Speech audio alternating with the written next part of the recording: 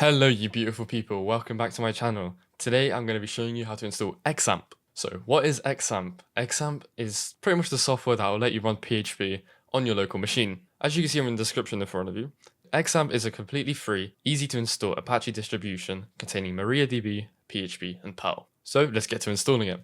Head on over to their website by just typing in XAMPP to your browser and clicking the first link, or you can go to apachefriends.org, which will take you to the same place. Here on the home screen you can already see the download section. Make sure you click on the right OS that you are using. I'm using Windows, so I'll be clicking on the Windows XAMPP installer. This should automatically download the installer onto your computer. After it's finished downloading, just double click on the installation file and you'll get prompted with a setup wizard. Just go through the steps, I'll just click next for everything, and wait for it to finish installing. This might take a minute.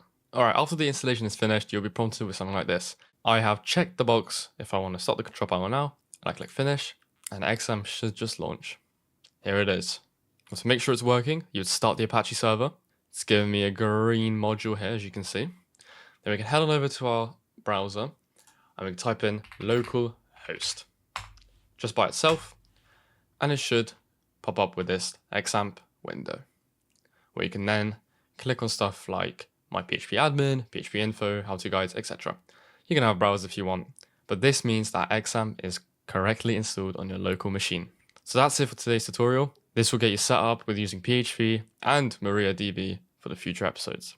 Thanks for watching, make sure to leave a like and subscribe, and I'll see you in the next one.